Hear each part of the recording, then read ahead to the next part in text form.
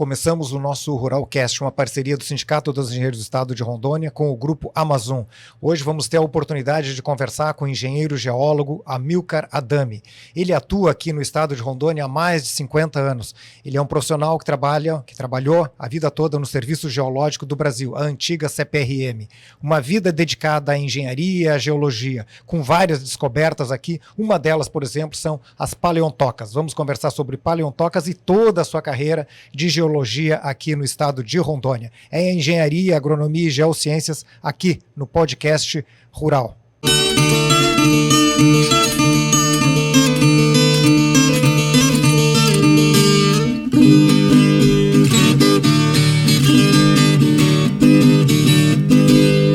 Olá, iniciamos o nosso Ruralcast, uma parceria do Sindicato dos Engenheiros do Estado de Rondônia com o Grupo Amazon. É uma parceria que estamos iniciando hoje. Temos o privilégio de receber o engenheiro geólogo Amilcar Adami. Muito obrigado por ter aceito o convite, Amilcar. Bom dia a todos, bom dia, Ildefonso.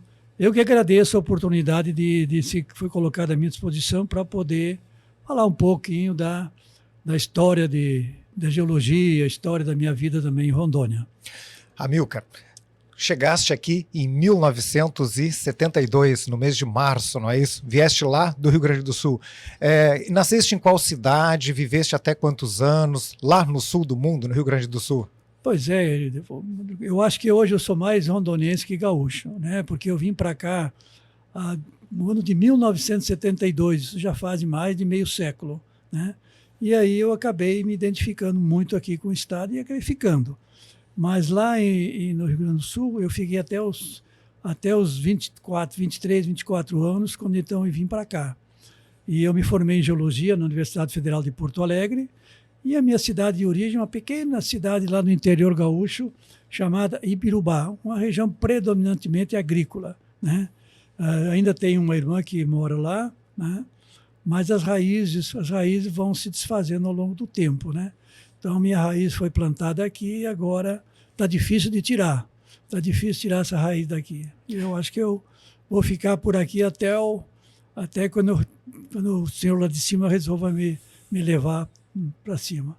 Então, tu nasce lá em Ibirubá, mora até quantos anos? E por que escolheu o curso de engenharia de geologia, lá na tua tenra idade, lá em Ibirubá? Por que essa escolha? Bom, geologia na década de 60 era muito pouco conhecida. Na minha cidade, então, não se falava nada sobre geologia. Mas teve uma professora no segundo grau que uma vez falou para mim, aquela mensagem ficou gravada na minha mente. Você, pelo seu espírito inquieto e curioso, você deveria fazer geologia. Pô, aquilo foi um choque para mim. Eu nunca tinha ouvido falar em geologia, né? Aí, mas de qualquer maneira, como ainda estava muito distante a opção para uma carreira, aquela mensagem ficou gravada num cantinho escondido lá na minha mente.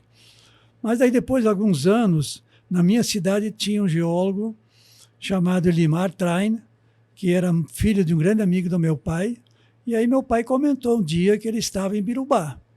Digo, eu consegui recuperar aquela mensagem anterior e fui atrás desse geólogo para saber o que era geologia. Aí então ele começou, encontrei ele, ele já tinha alguns anos a mais do que eu, já estava formado há alguns anos, e ele me passou uma mensagem muito positiva da geologia. Então foi sedimentando ainda mais essa oportunidade que poderia ter no futuro. Quando eu fui estudar o segundo grau científico na época, né, em Passo Fundo, aí então, nos 2 primeiros anos, eu não tive muita procura sobre isso. Mas no terceiro ano, sim, daí eu já estava procurando saber o que fazer. Aí a minha primeira opção era engenharia ou agronomia. Mas porque o Rio Grande do Sul é muito agrícola, né, então a agronomia era um passo normal para quem é estudante. Mas daí eu fui pegando informações sobre geologia, e eu digo, poxa, eu acho que esse é o caminho que eu vou seguir. Aí, quando eu fiz vestibular, eu prestei vestibular para engenharia de Minas e para geologia. Não passei no primeiro ano, mas no segundo ano que eu fiz, aí eu passei nos 2 cursos. E aí veio a decisão, que decisão eu tomo agora? Geologia ou engenharia de Minas? Mas daí aquela mensagem lá no passado me fez escolher geologia. E aí eu optei por geologia, fui a Porto Alegre, passei 4 anos em Porto Alegre fazendo o curso, e agora aqui estou, na Amazônia, a Amazônia que cada dia cresce mais e já é bem diferente da Amazônia que eu conhecia há 50 anos atrás. Muito bem, começa a fazer engenharia de geologia lá no final da década de 60, né, começo da década de 70, influenciado por uma professora do ensino primário, né? E aí termina o curso. E como é que se dá isso aí? Se formou engenheiro geólogo lá em Porto Alegre, na capital de todos os gaúchos, na URGS, né, Universidade Federal do Rio Grande do Sul. E aí como é que vem parar aqui, na Companhia de Pesquisa de Mineração, a antiga CPRM, hoje o Serviço Geológico do Brasil? Como é que se dá essa transição de literalmente atravessar o Brasil? Mais de 4.000 quilômetros de distância entre o Rio Grande do Sul e Rondônia. Bom, naquele período que eu estava estudando, nós estávamos num regime diferenciado, né, de ditadura, 68, 71. Eram anos difíceis para o país, né, o regime militar. Mas daí então o regime militar divulgou bastante na mídia a questão de ocupar a Amazônia, né? A Amazônia tinha que ser ocupada, que havia o risco de ser invadida por outros países e tal. E aí então a Amazônia começou a povoar a imaginação de muitos geólogos, inclusive a minha, né? Aí, quando eu me formei, tinha sido criado já a empresa, a CPRM, e ela estava oferecendo oportunidade de trabalho no Brasil inteiro. Mas eu, como um bom gaúcho, eu digo, vou tirar minhas últimas férias como estudante ainda e vou para o interior. Quando eu fui para o interior, e aí em março que eu saí atrás de emprego. Felizmente, ainda havia oportunidades na CPRM, não tinha preenchido todos os quadros. E a oportunidade que surgiu era na Amazônia, Rondônia ou Amazonas, né? Aí eu digo, bom, Rondônia fica mais perto do sul. Então eu fiz a opção por Rondônia, né? E a Amazônia, ela povoava o imaginário de todas as pessoas no sul. O que é a Amazônia? O que tem na Amazônia? Quais as oportunidades que se oferecem para trabalhar naquela região? E aí passava muita reportagem de mata, de floresta, vamos dizer, aventuras. Aí eu fiz a opção por Rondônia, né? Lembro que na primeira vez que eu vim para cá, eu embarquei em Porto Alegre um dia, pernoitei em São Paulo, e no outro dia, 8 horas da manhã, nós pegamos um avião chamado YS-11, um samurai, antigo samurai, e nós passamos o dia inteiro viajando, de São Paulo para Porto Velho, chegamos aqui em torno de 17 horas da tarde, né? E naquela época a moda era calça boca de sino, então eu vim com cabelo comprido, cabelo longo e uma calça boca de sino. E aí eu me apresentei na CPM que eles trazem, então foi motivo de boca de sino e cabelo comprido, né? Mas foi o início de jornada aí que não se revelou longa e que eu não imaginava de ficar morando e adotando Rondônia como minha terra. E quando o senhor chega aqui, a CPRM já era estruturada, ela já existia como uma companhia, ela já tinha um CNPJ, já estava toda estruturada, é isso que ocorre, né? Ela estava contratando profissionais, mas ela já estava estruturada no Estado? Sim, ela estava. Ela foi implantada aqui em 1969 a 70 e tinha um escritório aqui, mas tinha só pessoal administrativo. Não tinha nenhum profissional geólogo. Aí quando nós chegamos, o pessoal chegou, alguns chegaram em fevereiro, outros em março, nós formamos uma equipe de 12 a 15 geólogos, né? Todos iniciando a sua experiência profissional, de fato, juntos, aqui na Amazônia. Nós tínhamos um superintendente regional e um pessoal de apoio administrativo. Mas foi criado tudo conosco, o início dos trabalhos de campo, de escritório, foi tudo nós que começamos a implementar e a desenvolver, né? Naquela época não havia o concurso público, é importante salientar, porque às vezes as pessoas falam, não é porque era desse jeito, não existia, não é, o concurso público na época, era uma forma de contratação direta. Quando o seu Amilcar Adami chega aqui, era o território federal de Rondônia, não é? Que o estado foi criado no final de 1981, início de 82, ou final de 82, início de 83, não é isso? Uhum. Foi no final de dezembro e ele teve a instalação em janeiro do ano seguinte. Eu penso que seja em janeiro de 83, não é isso? Que ele foi instalado. E aí o senhor inicia a sua carreira, digamos, na CPRM. E naquele período, qual era o principal da mineração? Qual era o carro forte quando o senhor chega aqui? Bom, naquele período, naquele momento, Rondônia vivia uma situação muito peculiar, porque em 1971 havia uma atividade garimpeira muito intensa aqui em Rondônia, garimpagem de casterita, que era o carro-chefe, e aí em 1971 o antigo DNPM, Departamento Nacional de Produção Mineral, resolveu extinguir o garimpo, criando a província estanífera de Rondônia. Aí, então, todos os garimpos foram extintos em 71, criou um caos social muito grande, porque o número de garimpeiros era muito grande, e iniciaram-se, então, a implantação das empresas de mineração, né? A empresa de mineração era a Sazeiro, a Best, a Mibrasa. Então, uma série de empresas vieram para cá, se implantando. Tinha muito geólogo de origem estrangeira, né? E nós, então, a casterita, ela representava uma importância muito grande para o Estado. Então, naquele momento, os tributos originados da mineração de casterita alavancavam bastante o Estado, era o aporte maior de recursos de tributos para o Estado. Então, a casterita era muito importante para o Estado. E nós entramos juntos, então. Eu lembro que nós fomos, na primeira trabalho de campo que nós fizemos, nós fomos visitar 2 minerações. Então, para nós foi uma descoberta, uma novidade muito grande, que nós não conhecíamos, né? Enfrentamos, vimos como é que trabalhava os garimpeiros, como iam trabalhar as empresas de mineração. E Rondônia, então, vivia aí um momento já de crescimento muito grande na mineração de casterita, derivados pela criação da província estanífera, que extinguiu o garimpo. Mas o garimpo, na verdade, Madruga, ele não se extinguiu e continuou existindo assim de forma clandestina em lugares mais distantes. E ela não pode se negar que ela trouxe muitas descobertas de casterita para o Estado, né? Que depois as minerações entraram e começaram a introduzir a lavra mecanizada, mais produtiva e menos predatória. Mas o garimpo também teve a sua importância para o crescimento do Estado naquele momento. Pronto, aí o senhor trabalhando no dia a dia, na companhia, aí o senhor vai crescendo internamente, o senhor chega a fazer mestrado, não é isso? O senhor faz mestrado lá, aí conta como é que foi essa sua progressão dentro da companhia e os principais minerais, assim, digamos, a história dessa mineração. Naquele momento era casterita, né? E continua casterita até hoje ou não? Mas aí, digamos assim, o senhor progredindo internamente na companhia como um profissional.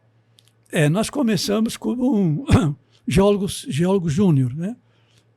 Tendo um chefe que estava mais tempo aqui, e a gente aprendeu muito, Madruga. Aprendeu muito, não só do ponto de vista técnico, mas também de vida.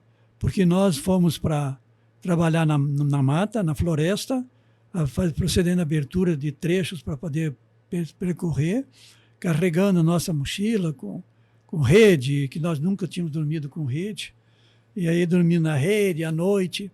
Eu lembro que nos primeiros dias a empresa dava armas para pessoas se proteger e até mesmo caça na mata.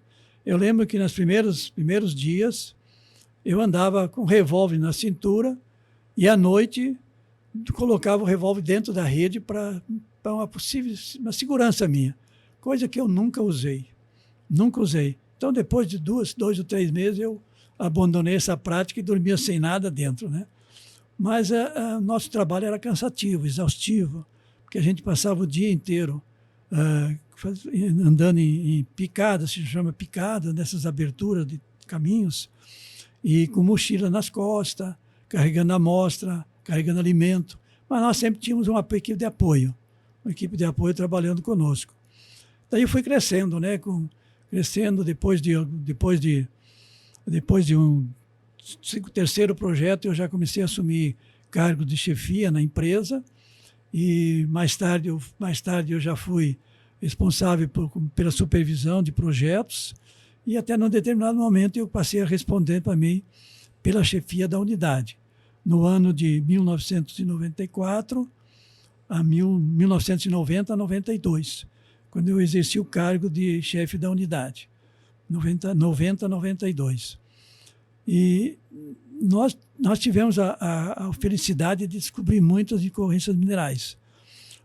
É importante ressaltar que a CPRM não é uma empresa que cuba a jazida, né? Que vai lá e diz quanto é que tem a jazida aqui. Tudo. Não, ela identifica a ocorrência mineral. Ela não vai fazer trabalho, que esse trabalho é exercido pelas empresas de mineração. Ou seja, a empresa de mineração tem uma ocorrência, uma descoberta, e depois ela vai ver se aquela ocorrência descoberta tem valor econômico.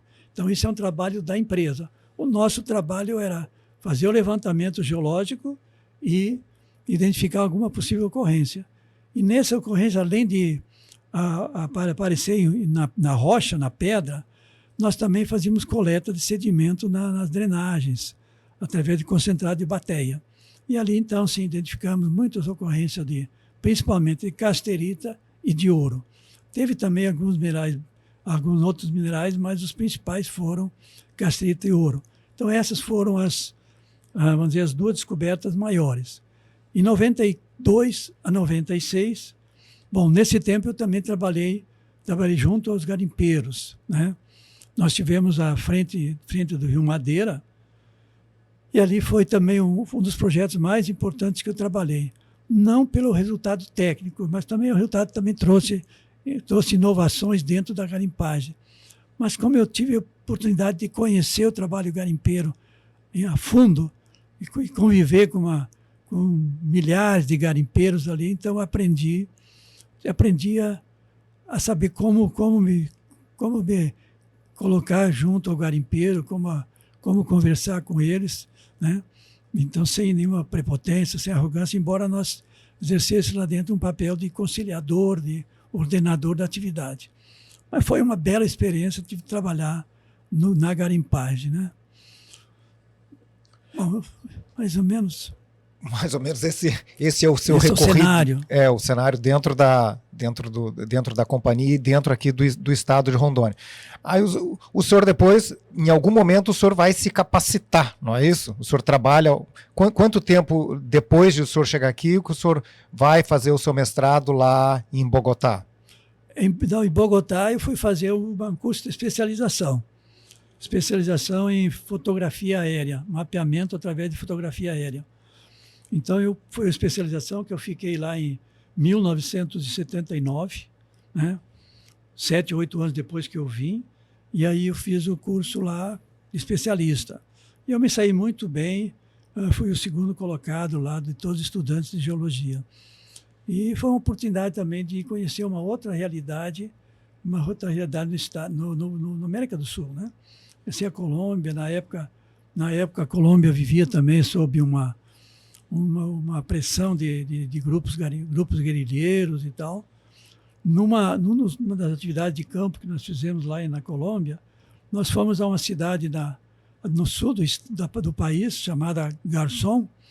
Trabalhamos lá por uns 15 dias. Aí, quando nós terminamos o trabalho, nos retiramos, e 2 dias depois que nós saímos, os guerrilheiros foram lá e ocuparam a cidade. Olha que sorte nós tivemos, né, de nós estarmos lá e os guerrilheiros ocuparem a cidade. Mas nós já estávamos em Bogotá em segurança, né? É. E lá eu ficamos quase um ano na Colômbia fazendo esse curso. Posteriormente, eu fiz o mestrado na Universidade Federal, mas já dentro da área nova que eu trabalhei, de gestão territorial, né? Já era uma outra atividade que eu estava desenvolvendo, já saí do mapeamento geológico e prospecção geoquímica, né? E aí, então, eu fiz o mestrado em 1994, eu fiz o mestrado na Universidade Federal sobre geologia ambiental, né? O mestrado do senhor na geologia, na Universidade Federal, é aqui no Brasil ou é lá em Bogotá? Não, o mestrado foi aqui em Porto Velho. Aqui em Porto Velho, tá certo.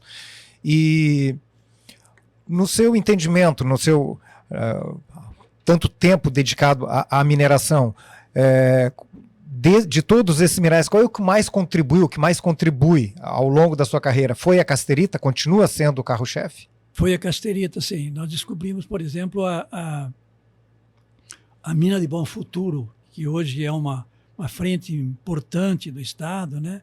Já teve um papel maior, mas mesmo assim ainda continua trazendo o bem mineral. Mas na ocasião nós estivemos fazendo o trabalho em 1972, 75, do primeiro projeto. Nós nós fizemos um caminhamento entre o Candeias e o Rio Branco do Jaci-Paraná, e nesse trajeto nós cruzamos pelo Igarapé Santa Cruz. E o Santa Cruz, e coletamos diversas amostras lá, e todas elas identificaram casterita. E na época era uma área virgem, não tinha ninguém trabalhando, nem garimpeiro, ninguém. Era floresta. E aí então nós trouxemos essa ocorrência mineral. O Igarapé Santa Cruz é o igarapé que hoje drena, é um dos principais drenagens, cursos d'água dentro da reserva do Bom Futuro.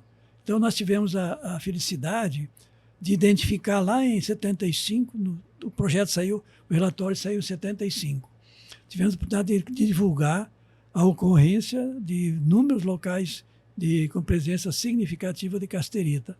Então, para mim, para nós, para a equipe, não era só para mim, para a equipe que trabalhou, foi uma descoberta importante, e logo depois ela se revelou de uma importância econômica muito grande, e está aí a mina jazida de Bom Futuro. Que continua em plena exploração hoje. A matéria-prima principal para a casterita, para quem está nos assistindo, quem vai assistir em algum momento, retira-se a casterita do meio ambiente, e qual é a principal aplicação dela? A casterita, ela é formada por um óxido de estanho, SNO2. Então, dela é retirado a casterita, o estanho, que é usado largamente em folha de Flandres, em soldas. Então, tem uma aplicação muito grande, objetos de artesanato também. Então, ela tem uma aplicação muito grande, né? É verdade que já existe, e para algumas atividades delas, algumas aplicações, já existem outros minerais que estão substituindo, né? Mas ela continua ainda tendo uma importância econômica muito grande, né? A casterita.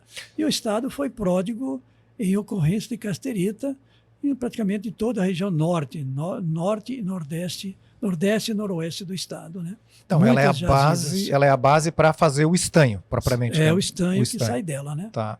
E agora, falando do ouro, o ouro que a gente tem também, que sempre se fala em ouro porque é um mineral muito, muito caro, né? O ouro que nós temos no Rio Madeira, ele vem lá dos Andes, é isso?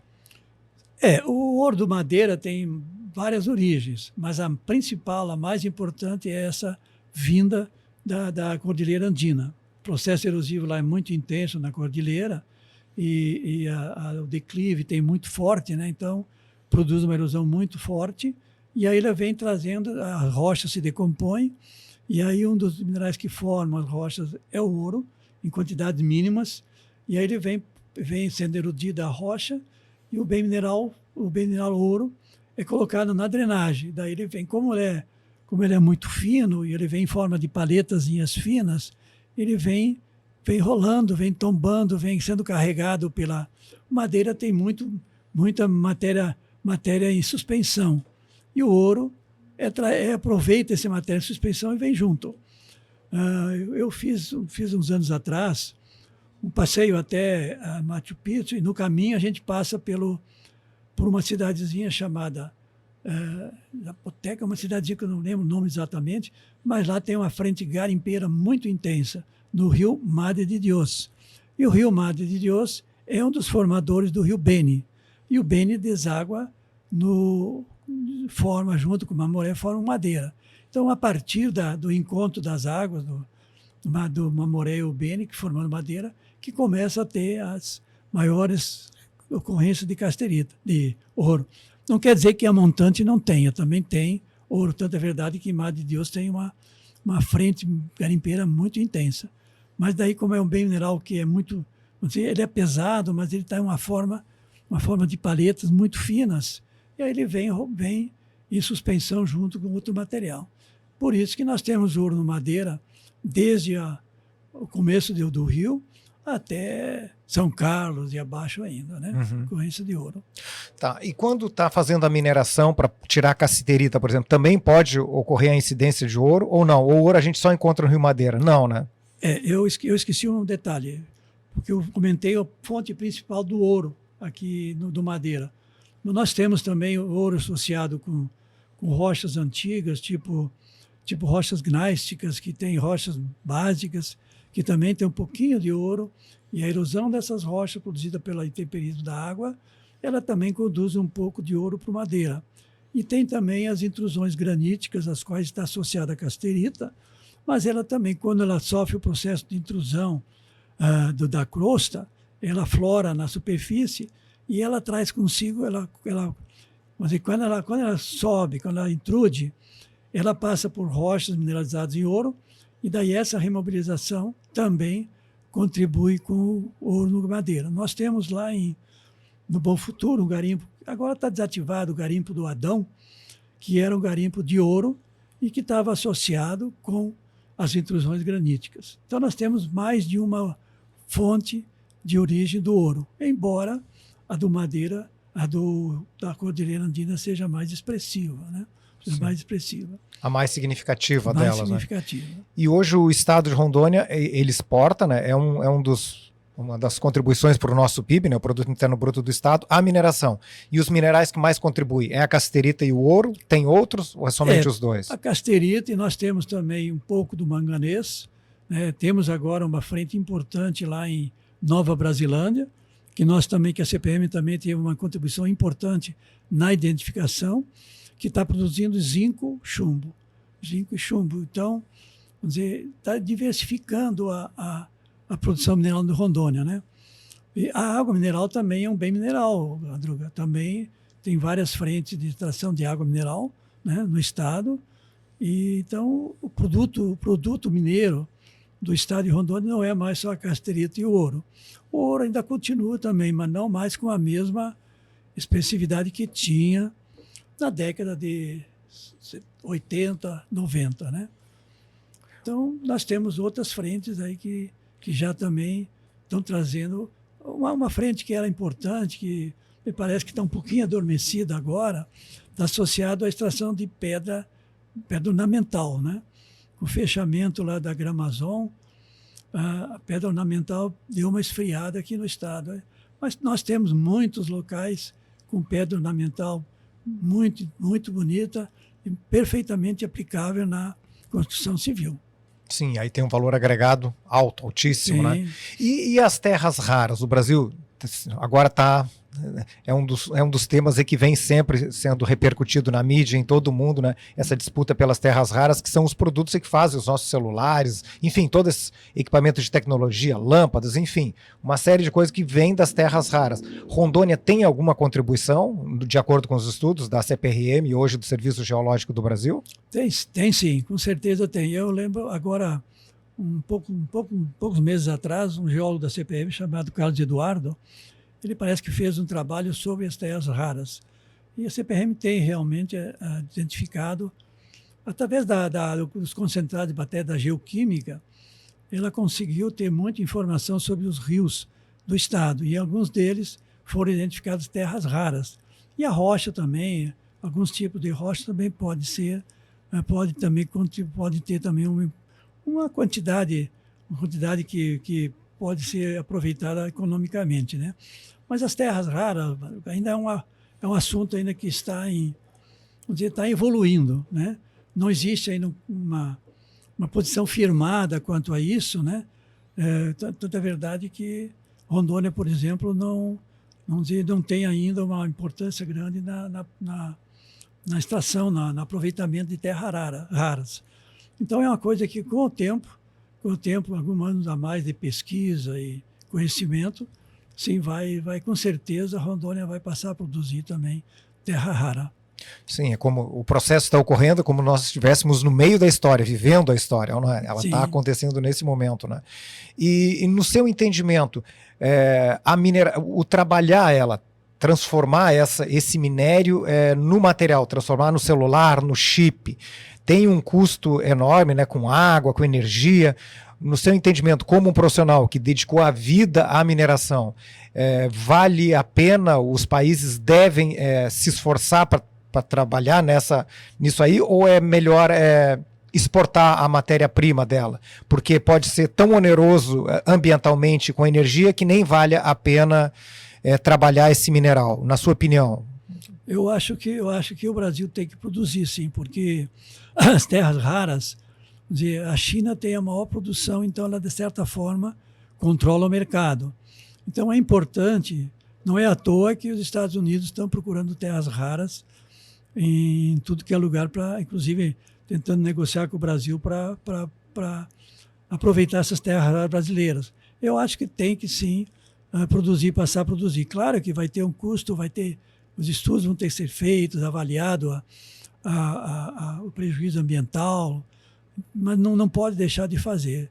A casterita, por exemplo, também no começo era, vamos dizer, só São Paulo produzia, só beneficiava, então Rondônia já beneficia um pouco em Ariquemes, mas eu acho que tem que, porque agrega muito valor, né? Para você não só exportar matéria-prima, mas também exportar o produto manufaturado, que agrega valor e é importante até mesmo para manter as reservas nossas aqui sob controle brasileiro, né? Sim, agrega valor, torna o valor muito mais alto. O Brasil é um dos maiores países do mundo em território, então, como o pessoal diz, né, tem que fazer de tudo um pouco, né? De todas as coisas um pouquinho, porque é um país extremamente grande, né? Então, mas é importante ouvir sua opinião sobre isso, porque o senhor não é um leigo falando do tema, não é?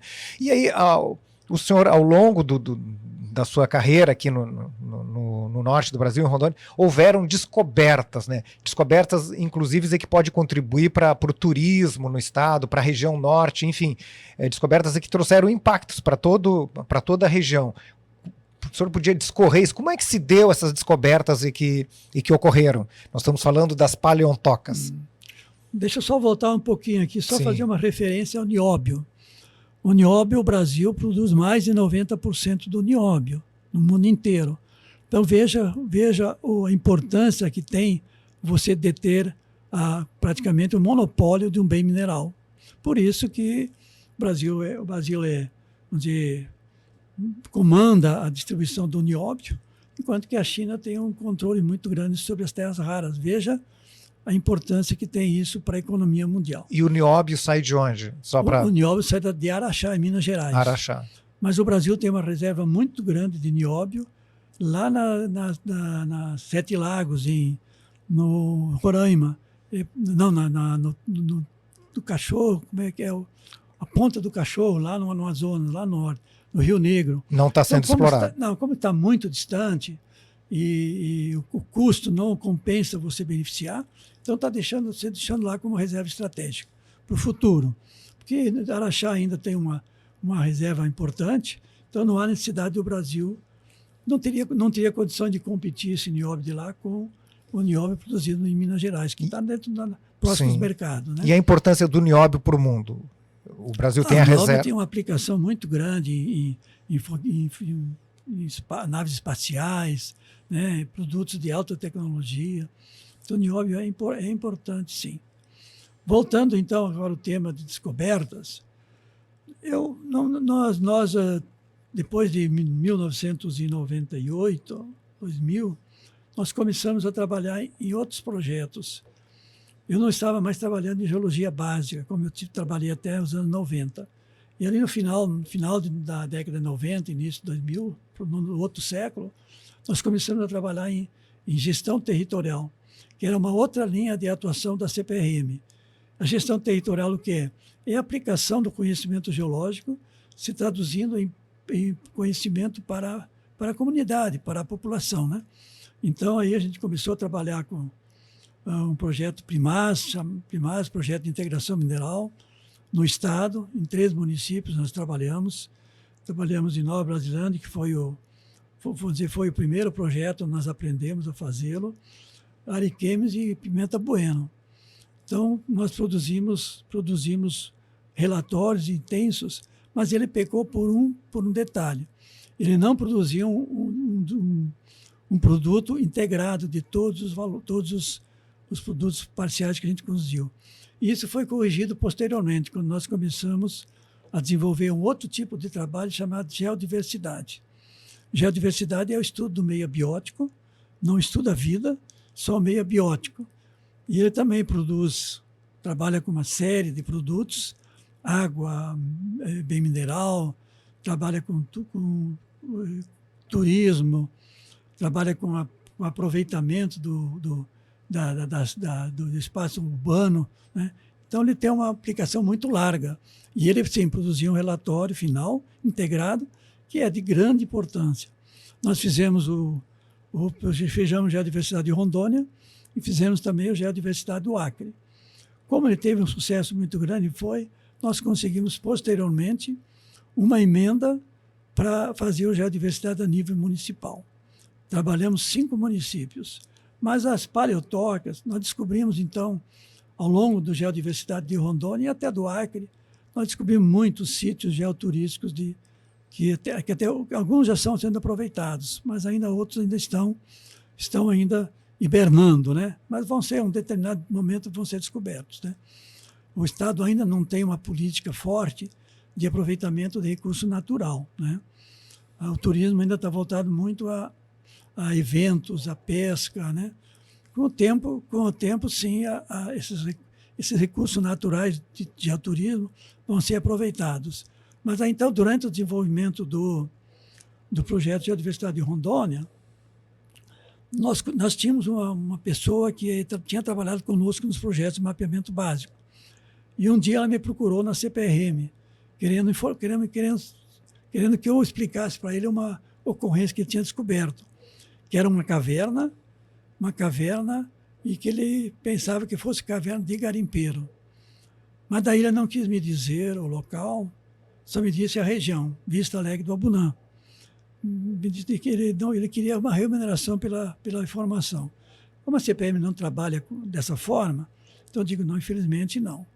Mas aquela informação ficou gravada em mim, como ficou a informação da minha professora lá. Ficou. E aí hibernou comigo 2, 3 anos, até que um dia nós fomos fazer o Geodiversidade de Rondônia na região de Vista Alegre do Abunã. Aí eu resgatei aquela informação que estava escondidinha lá. E aí eu comecei a procurar lá em Vista Alegre. E eu tinha um outro rapaz que trabalhou comigo, que morava em Extrema. Aí quando eu passei em Extrema, procurei essa pessoa e perguntei se ele conhecia uma caverna em Vista Alegre. Ele disse, conheço sim, eu já estive lá. Pronto, aí me deu o local e eu fui. Voltei a Vista Alegre e fui atrás desse local. E localizei, achei, e aí nós fomos lá, mas nós não imaginávamos nada, nós achamos que era uma caverna comum, feita pela água, ou então uma caverna feita por garimpeiros para produzir, mas como ela não tinha nenhum bem mineral, naquela região teria casterita, mas aquela rocha não tem casterita. Aí digo, bom, eu vou descartar garimpo. Aí nós entramos na caverna a primeira vez, não tínhamos lanterna, nada, fomos só 5 metros dentro, mas ficou a curiosidade aguçada. E numa outra ocasião nós voltamos, aí sim, entramos mais longe nela, uns 100 metros pelo menos, entramos nela e vimos que era cheia de bifurcação. Daí eu digo, não, isso aqui não é feito por garimpeiro nem pela água, tem alguma outra origem. Mas nem aventei a possibilidade de ser feita por paleoanimais, né? Aí, conversando com um amigo meu do Acre, professor, ele me disse, manda umas fotos para essa pessoa, lá no Rio Grande do Sul, um professor da URGS, que trabalhava com paleotoca. Aí eu mandei para esse professor, ele me respondeu, dizendo que existia a possibilidade muito grande de ser uma paleotoca, feita por animais da paleofauna nossa, mas que eu precisava identificar uma evidência forte para caracterizar. E aí eu fui numa próxima vez e localizei, identifiquei, que eram as marcas de garra. O animal, quando escavava, ele deixava as marcas de garra na parede. E aí eu identifiquei e pronto, a história se fechou. Aí era uma paleotoca. A primeira paleotoca da Amazônia e a mais extensa até hoje, de todas identificadas. Que foi descoberto. Em que mais ou menos em que período foi que... Foi em 2005. Em 2005. Tá. E hoje ela está registrada, tá, digamos assim, está... Ela está... É interessante, porque uma das vezes que eu fui lá, eu encontrei um minerador que estava tirando a pedra, o laterito, a cascário, que serve de alicerce para construções urbanas ou serve para revestimento de estrada. E ele estava trabalhando com isso, retirando. Eu fiquei horrorizado lá com a coisa. Digo, poxa vida, ele não vai ter cuidado, não sabe o que é, paleotoca. E aí quando eu pedi para ele parar e tal, ele ficou meio na dúvida se parava ou não, expliquei para ele o que tinha ali. Mas quando eu voltei para Porto Velho, eu fui na atual ANM, antigo DNPM, conversei com um engenheiro de Minas lá, Ranilson Câmara. E o Ranilson foi muito sensível à minha exposição. Tanto é verdade que umas 2, 3 semanas depois nós fomos para lá, para Vista Alegre, com ele. E ele verificou, entrou comigo na caverna e eu consegui convencê-lo e ele suspendeu o direito minerário do minerador, preservou. Então, ela não pode desenvolver mais nenhuma atividade mineira naquela região, naquele local. Mas aí ainda faltava proteção. E a proteção daí, como é que vamos agora proteger esse local? Eu estive no IFAM, conversando com a chefe no momento, e sobre 2 pontos, sobre essa ocorrência paleotoca e sobre a Serra da Muralha. Aí ela me disse, olha, a Serra da Muralha nós podemos até fazer um decreto preservando o local, mas a caverna paleotoca não é possível porque não é feita pelo ser humano, é feita por animal e não caracteriza a ação do IFAM. Aí eu digo, pô, fiquei na mesma. Aí depois nós tínhamos estabelecido uma relação com o vereador Alex Paletó. Aí eu digo, bom, o Paletó pode ser uma solução.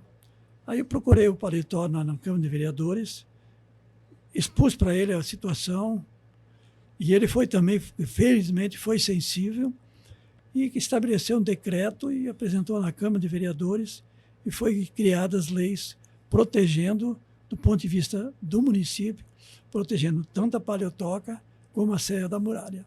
Então, as duas estão protegidas por lei municipal.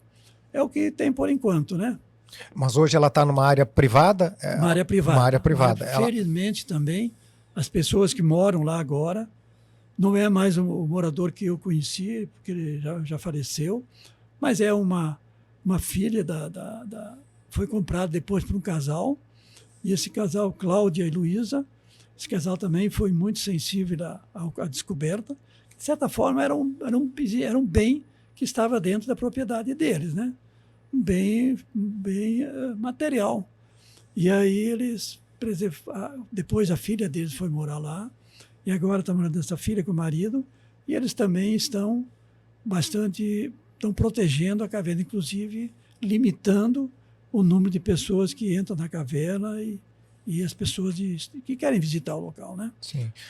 É importante a gente ter a noção que isso aí é um bem que pertence à humanidade, né? Pertence a todos, né, que vivem no planeta, né? E é claro que aí hoje está sob o domínio dessas pessoas aí que o senhor acabou de falar, né? De acordo com os estudos, desde quando que elas viveram ali? Quando é que as paleontocas estavam ali? Quando elas fizeram essas obras? Elas fizeram as suas casas lá? Há mais ou menos quantos anos, quantos tempo atrás? Bom, as preguiças... Bom, eu não comentei sobre quem fez as paleotocas, né? A paleotoca, então, caracterizada como uma paleotoca, faltava identificar que mineral foi esse. Existia 2 possibilidades, ou as preguiças gigantes, ou os gliptodontes. Os gliptodontes eram tatus gigantes. Aí, então, pela altura, pela largura, pela extensão, eu concluí que não poderia ser gliptodonte, né? Porque aquela caverna de Vista Alegre tem mais de 600 metros de de túneis cavados, né? A extensão maior tem em torno de 170 metros, o longitudinal. Aí, então, concluímos que era construída, foram casas cavadas pelas preguiças gigantes. De acordo com os estudos que são feitos, as preguiças gigantes, os liptodontes, eles foram animais que viveram do Pleistoceno, de 2.500.000 anos até 10.000 anos atrás. 10.000 anos atrás, então, elas foram consideradas extintas, né? Então, essas paleotocas, elas foram escavadas de acordo com essas descobertas, esses estudos. As preguiças foram extintas 10.000 anos, então elas têm no mínimo 10.000 anos de idade. E olha, Duga, nessa caverna de Vista Alegre, essa paleotoca de Vista Alegre, você consegue caminhar de pé a maior parte de todos os túneis. Alguns trechos que tu tem que caminhar de acocorado, rebaixando um pouco, mas é impressionante como ela foi escavada, né? Que tu pode caminhar praticamente de pé quase toda a caverna, até tu entra, a entrada é um pouquinho difícil, tu tem que entrar rastejando, mas depois de uns 5, 6 metros tu pode ficar de pé e começar a caminhar dentro dela, né? Tá, então essas preguiças viveram, digamos, até 10.000 anos atrás, depois elas foram extintas, né? Por que elas foram extintas? Houve algum fenômeno da natureza? É interessante, em Rondônia existe uma lenda do Mapinguari, não sei se você já ouviu falar na lenda do Mapinguari. O Mapinguari é um animal grande, que essa lenda vem dos antigos habitantes do estado. Alguns estudiosos dizem que o Mapinguari, na verdade, poderia ser uma preguiça gigante, vista pelos antigos habitantes aqui da região, 8, 10.000 anos atrás. As preguiças foram consideradas extintas devido a vários fatores. O primeiro, elas são mudança, aqui na região, a mudança do clima. Nós tínhamos aqui uma vegetação de savana, um clima frio, né, e mais seco. Então, as preguiças, como eram animais de savana, animais de grande porte, elas eram animais de savana, tipo na África, né? Elefante, girafa, tudo animais de savana. Com a mudança climática, com a vinda de um clima mais úmido, mais seco, mais quente e úmido, então a vegetação começou a mudar. Começou a mudar e introduzindo a floresta. A floresta já existia, mas eram nichos florestais. Com a mudança climática, a floresta foi tomando conta, foi ampliando, e as preguiças foram ficando cada vez com menos áreas para viver. Outro fator que também pode ter contribuído, a gestação longa. Elas tinham apenas um filhote e a gestação era mais de 2 anos, né? Então, um período de gestação muito grande, 2 anos. E um outro fator que pode ter contribuído, que aqui nós não podemos caracterizar assim, porque não identificamos até agora, eram animais que eram predadores, mas predadores de uma preguiça com 4, 5 toneladas era difícil. Mas ela podia ser predadora do filhote, que era menor, que são os tigres dente de sabre, os Milodon. Então, um animal de porte, 800 quilos, que habitou nessa região também. Mas não foi identificado até agora, não foi identificado nenhum fragmento fóssil desse animal.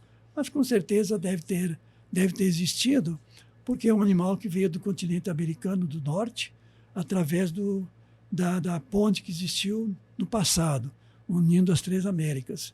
Então veio a preguiça, veio o mastodonte, o toxodonte, vieram junto provavelmente com o Smilodon. E Smilodon existe, por exemplo, na Minas Gerais, existe fragmentos fósseis do Smilodon. E na Argentina, onde foi primeiro caracterizado as paleotóxicos, também tem. Então é provável, como era passagem, é provável que também aqui existisse. Então ela podia ser predadora dos filhotes da preguiça. E também alguns dizem que o ser humano pode também ter convivido um curto espaço de tempo com as preguiças gigantes. E também pode ter contribuído com a extinção das preguiças gigantes. Não só das preguiças, como também tinha outros animais de grande porte aqui nessa época, 10.000 anos atrás, até 10.000 anos atrás, que era a preguiça gigante, o mastodonte, que é primo do elefante. O elefante tem 3 famílias, né? O elefante, o mastodonte e o mamute, mas nós tínhamos o mastodonte. O toxodonte, que era um antepassado do rinoceronte, também animal de grande porte. E tinha também as macroquênias, que são antepassados das lhamas da Cordilheira Andina. Então nós tínhamos, e o gliptodonte, que eram os tatus gigantes. Então nós tínhamos uma diversidade de paleoanimais de grande porte aqui da Amazônia, desde o Caribe até a Argentina, que habitavam as savanas que existiam naquele momento até 10 mil anos atrás. Todos extintos. Sim, e a preservação, como é que se conseguiu manter durante 10 mil anos lá onde o senhor teve, onde o senhor caminhou lá, na casa de onde ela morava, digamos assim? Como é que a natureza manteve durante 10 mil anos? Como é que ele não ficou alagado? Tem alguma... Ou isso é normal? Porque nós, como o senhor falou, né, hoje nós estamos na Amazônia, é um ambiente que chove muito, muita mata, talvez isso tenha contribuído para a sua extinção, mas daí manter durante 10 mil anos uma coisa na própria natureza, pode ocorrer? Tanto é que está lá, né? Está lá, né? Está lá. E não, o que se acredita é que o material que é feito, as paleotocas, é um material que é associado a essa laterita. A laterita é um material que pode ser enriquecido em ferro e que quando é usado então na construção civil, e ela então ajuda a preservar, mas não significa que ela não, porque ela tem vários horizontes o perfil laterítico. E o horizonte que era mais favorável à escavação era um horizonte que nós chamamos de horizonte mosqueado, constituído de argila vermelha e branca, então era mais facilmente escavada. Mas ela cai sim, Madruga. Ela vai caindo nas laterais, cai um pouquinho, do teto também cai, mas como cai de cima, cai no solo, no fundo da paleotoca, mas cai em cima e cai dos lados, então pode aumentando. Mas então o material que é feito, a paleotoca, é que ajudou a preservar, que é o material laterítico ferruginizado, e que nós temos... ao longo desses 10 mil anos para cá, um clima úmido, entrou muita água dentro das cavernas. Hoje entra água, por exemplo, essa paleotoca de Vista Alegre, tu só pode caminhar dentro dela a partir de abril ou maio, que até abril ou maio ela está inundada, está alagada. Nós entramos uma vez lá em mês de abril, com o pessoal da Setur, foram duas turismólogas, foram conosco lá para conhecer, e para nossa surpresa, eu nunca tinha ido nesse período, quando nós entramos na caverna, estava cheia d'água. Mas elas valentemente entraram sem receio e fomos até um trecho dela com água até quase a cintura, né? Mostrou que a paleotoca não é visitável no ano inteiro. Ela tem que ter um período de seca, quando ela pode então habitar. E uma coisa, então, essa descoberta que foi divulgada pela mídia, não só nacional, local, nacional, internacional, ela trouxe muita curiosidade das pessoas. Então, as pessoas que conheciam a caverna e que não sabiam o que era, começaram a trazer informação para nós. Então, hoje em dia, nós já temos 10 paleotocas identificadas no estado. É provável que exista muito mais. Onde tiver um morrote, uma colina, com o mesmo tipo de material das paleotocas, todas as cavernas são todas elas feitas pelo mesmo material. E onde tiver uma colina, um morro, com esse mesmo tipo de material, é um ambiente propício para paleotoca. As preguiças, por exemplo, habitaram dos dois lados do rio, né? Então, quem é que passou primeiro, os de lá ou de lá de cá, né? Mas deve se lembrar que há 10 mil anos atrás, ou mais, o rio não tinha esse porte dos dias de hoje, né? Então, e o tamanho delas também facilitava eles cruzar um curso d'água. Madeira já existe há muito tempo, anterior até mesmo ao nosso período de agora. O Pleistoceno já existia, mas não tinha o mesmo porte que tem hoje. Então, as preguiças cruzavam lá, porque nós temos paleotocas tanto pela margem esquerda como pela margem direita. Aquela região de Vista Alegre, a rodovia do Boia, a estrada que vai para a linha 1 lá de Vista Alegre, todas elas têm paleotocas em determinados pontos do trecho. E aqui em Rondônia, aqui no lado de cá, lá inclusive está no estado do Amazonas, algumas delas. E aqui em Rondônia nós temos União Bandeirantes, Nós temos lá na área de domínio da Cachoeira da usina hidrelétrica de Jirau, nós temos do outro lado da ponte, nós também temos. Então, estão espalhados por um ambiente bastante grande. Significa que elas também ocuparam praticamente a região toda. E por isso que eu digo que é muito possível, provável, que existam outras paleotóxicas a serem descobertas por aventureiros, ou pesquisadores ou interessados daqui para frente. Muito provável que tenha outras espalhadas aqui no nosso território. Com certeza tem. E aí ela está de forma materializada, não é isso? Lá hoje no Serviço Geológico do Brasil, não é isso? Ali na Lauro Sodré, esquina com a Imigrantes. Não é isso? Sim, essa de Vista Alegre está lá, tem lá o documento, já um artigo que nós fizemos para divulgar no Congresso Brasileiro de Geologia, mas eu estou escrevendo um artigo mais completo e contendo todas as paleotocas. Eu espero que eu consiga terminar esse trabalho para poder divulgar, que afinal de contas vão ser 10 paleotocas aí jogadas no conhecimento da regional aqui de Rondônia. Então, há uma estátua que foi inaugurada, pode-se dizer que é estátua? Como é que se chama? Uma escultura. Uma escultura. Uma escultura. Uma escultura em tamanho natural, é isso? Tamanho natural. Que está ali no Serviço Geológico do Brasil. Ela tem quanto de altura? Ela tem de 4 metros de altura e ocupa lá um espaço interessante no Serviço Geológico. E ela pesava, Madruga, de 4 a 5 toneladas. Né? O peso dela era um animal de grande porte, né? Grande porte. Por isso que os predadores não podiam, adulto, não podiam agredir, né? Só os filhotes menores. 4 a 5 toneladas, dá para comparar com um elefante? Não faço a menor... Sim, dá para comparar. Mas ela era um animal mais lento do que um elefante, né? Sim, animal mais lento. Mais lento. Mais né? lento.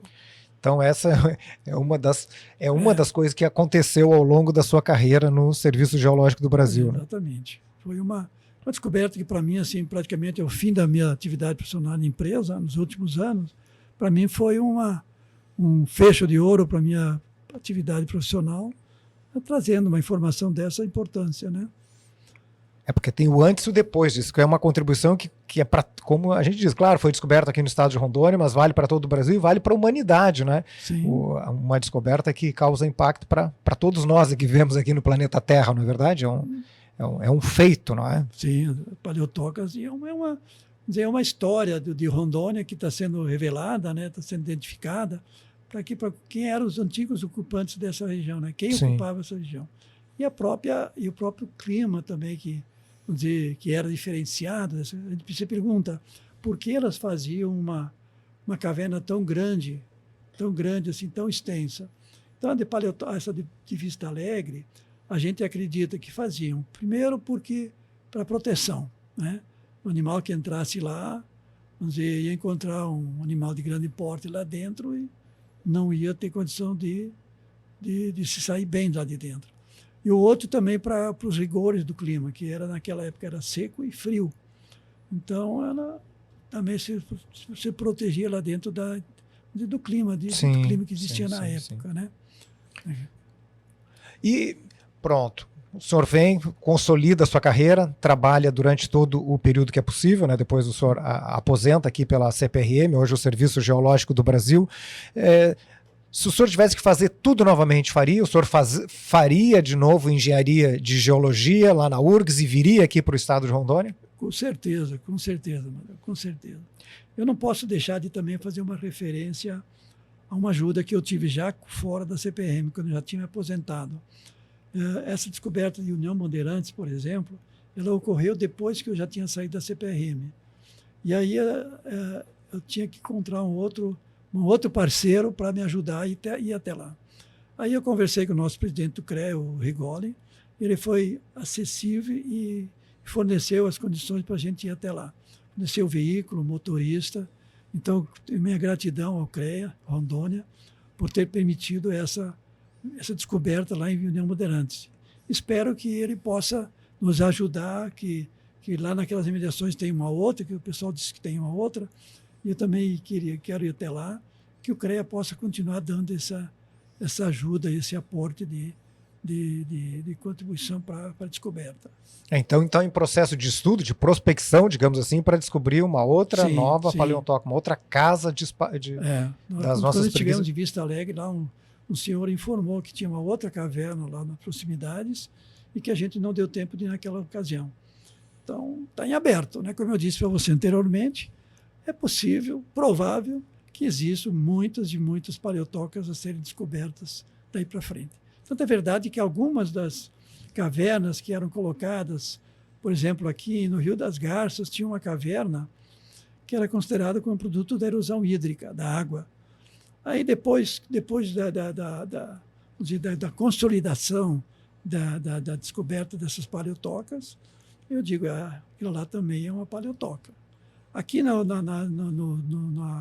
acesso para Samuel, também tem uma pequena paleotóxica. Ali, como é menor, um porte menor, eu acho que ali foi um gliptodonte que fez essa paleotóxica. Então, nós temos paleotóxicas aqui feitas tanto por preguiças, que são as maiores, como por gliptodontes, que são os menores. E o senhor está traduzindo isso, digamos assim, escrevendo, vai deixar isso em um livro, está em processo. A ideia é colocar isso no papel para quando é que está previsto, mais ou menos? Eu quero ver se até o meio do ano eu consigo. Pronto, então já está muito próximo, muito perto, né? Então, engenheiro... Eu gostaria, não sei do tempo ainda, se existe tempo. Tem tempo ainda? Tem, claro. Bora. Eu gostaria de fazer referência a um outro local muito interessante, que também faz parte da história pregressa do estado de Rondônia, que é o sítio geoturístico chamado Serra da Muralha. A Serra da Muralha, quando nós viemos para cá, nós ouvimos muitas pessoas falando na Serra da Muralha. Mas ninguém mais sabia dizer onde é que estava essa Serra da Muralha. Diziam que era para em torno de Vista Alegre, para cá, para lá, mas não existia mais a referência, né? O Eurico Miller, ele esteve lá com o geólogo da CPRM nos anos início dos 80, por aí, mas foram de helicóptero, então não tinha ainda o GPS, então não podia localizar certo. E aí, num dia que nós fazendo um projeto de mapeamento geológico chamado Porto Velho Abunã, eu fui no mês de abril, eu era o geólogo responsável pela coordenação e a elaboração do relatório. E eu vi que tinha um espaço lá vazio, não tinha informação. Aí eu fui olhar na fotografia aérea e vi que era um espaço importante, que tinha que ter informação daquela, porque era uma série de morros lá, provavelmente granitos. Eu digo, tem que ir lá. Daí eu resolvi pegar uma equipe. No mês de abril, Madruga, fui para lá. Mês de abril chove aqui ainda, né? Eu peguei, nós localizamos num ponto ali no Rio Madeira, na base do Rio Madeira, e entramos na mata. Os primeiros 4, 5 quilômetros nós andamos com água até a cintura, tudo alagado, os famosos igapós da Amazônia, com mochila nas costas, o medo de animal, de cobra, de peixes agressivos e tal. Mas nós fomos, andamos 4, 5 e com chuva ainda. Terminou aquele primeiro dia, nós já saímos para a área que não estava inundada, mas debaixo de chuva. Armamos campamento debaixo de chuva. E fazer fogo, difícil. Aventura. Mas daí, 2 dias depois, a gente percorrendo 13 quilômetros, nós identificamos passamos na borda de um morro e vimos um claro assim para a nossa direita. Eu digo, por que esse claro? Deve ser um afloramento de rocha exposta. Eu digo, vamos lá, subimos. E não é que nós demos de cara lá com a muralha descrita por muitas pessoas. Isso foi no ano de 1986. Então, desde lá, na época já tínhamos o GPS. Então, desde lá, está localizada a Serra da Muralha e já foi palco de várias visitas, levei lá várias expedições para conhecer a Serra da Muralha. E lá, sim, o IFAM agora está interessado em fazer uma visita para possivelmente tombar. A Serra da Muralha, hoje, ela fica mais ou menos quantos quilômetros? Vamos que nós fôssemos sair daqui de Porto Velho agora e fôssemos lá na Serra da Muralha. Mais ou menos quantos quilômetros que dá de distância? Em qual município que ela está sediada? Bom, A primeira vez nós identificamos através de picada ao longo do Rio Madeira, entrando no Madeira. Mas depois nós conseguimos descobrir um outro acesso através de uma fazenda que tinha lá. Então nós entramos uma vez pela fazenda. Mas o local mais seguro que nós temos usado ultimamente é através de um ramal, usando a linha 1, que sai de Vista Alegre, 5 quilômetros distante de Vista Alegre. A gente entra numa linha e percorre uns 40 quilômetros na linha 1 e depois entra em um pequeno ramal de fazendeiros. Aí anda mais uns 7, 8 quilômetros, aí chega num ponto, numa fazenda, no final de linha, e ali a gente tem que botar os pés na estrada. Então ali a gente caminha 1,5 km, 2 quilômetros para chegar até a Serra da Muralha. É um trajeto que exige um certo esforço físico das pessoas, né? Mas eu já levei lá, a TV Rondônia já esteve lá comigo uma vez, já levamos o pessoal do Jeep Club em uma expedição de professores. Então já levamos vários grupos para lá para conhecer a Serra da Muralha, na tentativa sempre de divulgar o local e fazer com que o local seja preservado, né?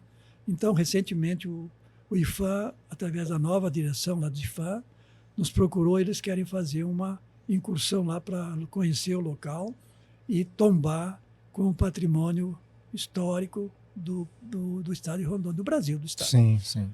E aí tu poderia perguntar, quem é que fez a Serra da Muralha? Quem foi o descobrido, quem foi a responsável, quem foram os responsáveis pela construção da muralha? A muralha está no alto de um morro, circundando o topo do morro. São mais ou menos 300, 400 metros de muralha, 1 metro, 1,5 metro. E de lá tu tem uma visão muito grande regional. Você consegue ver até o Vale do Madeira. Não enxerga o Madeira, mas enxerga o vale. Então, aí vem a pergunta, quem poderia ter feito aquela construção lá? E que época? Eu vejo 3 possibilidades. Uma possibilidade teria sido nossos paleoíndios, né? Mas por que os nossos índios iriam fazer uma muralha de pedra quando todas as construções que tem aqui deles, feitas por eles, é na madeira, na palha, na madeira, né? Eles não fazem na pedra. A segunda, os portugueses e espanhóis fazendo lá uma muralha. Mas por que portugueses ou espanhóis iriam fazer uma muralha a 13 quilômetros do Rio Madeira? Por quê? O mais normal seria fazer uma fortificação assim na beira do Rio Madeira, né? Lá dentro não teria sentido. E a terceira possibilidade que eu vejo é fugitivos incas, né? Nós temos a 400 quilômetros aqui lá de Vista da Serra da Muralha uma construção, um muro feito pelos incas, reconhecidamente os incas, na cidade de Ribeiralta, no encontro do Rio Mar de Deus com o Beni. Fizeram uma muralha lá de 400 metros na pedra.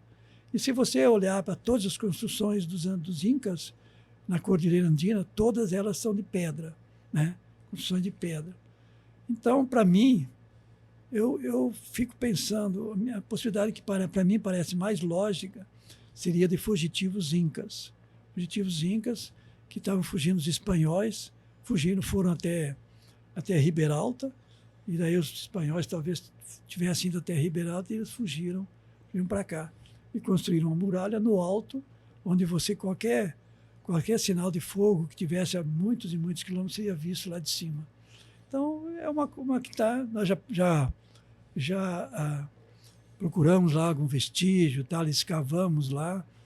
O professor Eurico Miller ele conseguiu tirar uns fragmentos de cerâmica de lá.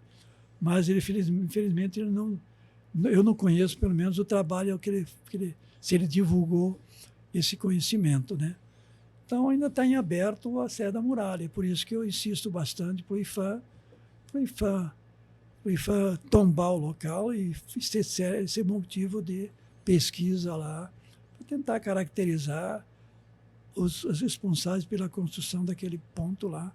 Muito interessante. Ou seja, os estudos continuam, né? É como ele disse esses dias, um privilégio, uma sorte do estado de Rondônia, de uma certa forma, ter acolhido o seu trabalho aqui. Há mais de 50 anos dedicando né, dedicando a vida, né, à profissão da engenharia e geologia. Estamos conversando com Amilcar Adami. Que privilégio ter conversado com o senhor e ter tido essa experiência, né, esses mais de 50 anos de dedicação que o senhor tem aqui com o estado de Rondônia. Então, a sua despedida agora, as suas palavras finais para essa conversa estupenda que nós tivemos. O senhor chega aqui no mês de março de 1972 e de lá para cá é engenharia e geologia pura, como o senhor teve a oportunidade de fazer um resumo aqui da sua história profissional. Amanhã está completando mais um ano, viu, Madruga? Amanhã completa mais um ano, dia 3 de março.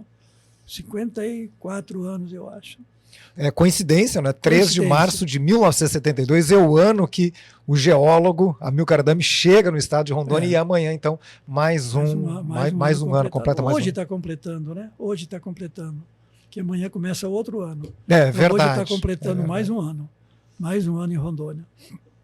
Bom, eu quero me despedir, eu quero agradecer muito ao Senji, a pessoa do Madruga, tem se revelado aí um parceiro, uma pessoa muito sensível, muito aberta para o diálogo, para a gente poder apresentar uma atividade nossa, mas é uma história de uma vida, né?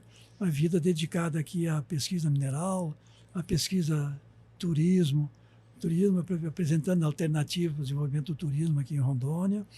Mas eu digo para ti uma coisa, Madruga, eu gosto muito de aventura e dividi muita aventura ao longo de todos esses anos aqui. Trabalhamos em regiões íngremes, regiões que nunca ninguém tinha pisado o pé. Eu lembro que eu cruzei a Serra dos Parecis de uma ponta a outra, que é parecida, é prima irmã da Serra do Pacas Novos, mas eu não tenho a coragem que você teve de fazer uma... Não tive, pelo menos não tive a coragem de cruzar os Andes, aqui de Rondônia até o Rio Grande do Sul, pelos Andes. Olha, eu admiro você, admiro a sua coragem, seu espírito de aventura, né? Gostaria muito de ter esse espírito, de fazer todo esse trajeto, porque, pelo que você conta, até para um geólogo seria muito interessante, porque você mostrou fotos de uma enxurrada típica de ambiente de serra, que aqui no Rondônia nós não temos enxurrada, assim, de porte, destruindo estrada, trazendo blocos e rochas da serra, da cordilheira, coisa que eu não tive a oportunidade de conhecer. E seria um prato cheio para um geólogo fazer essa expedição aí pelos Andes. Tá? Eu admiro você, sou fã seu aí pelas suas aventuras aí ao longo da cordilheira. Bom, então, muito obrigado, engenheiro geólogo Amilcar Adami. Eu sempre digo, o senhor é muito generoso nas palavras, tem uma elegância em falar. Então, um privilégio ter tido essa oportunidade de receber o senhor aqui e conversarmos hoje. Então, encerramos a nossa conversa, o Ruralcast, que é uma parceria do Sindicato dos Engenheiros do Estado de Rondônia com o Grupo Amazon. Amilcar Adami, muito obrigado. E aí nós voltamos numa próxima oportunidade. Como eu digo, não fique só, fique sócio. Muito obrigado, até a próxima oportunidade.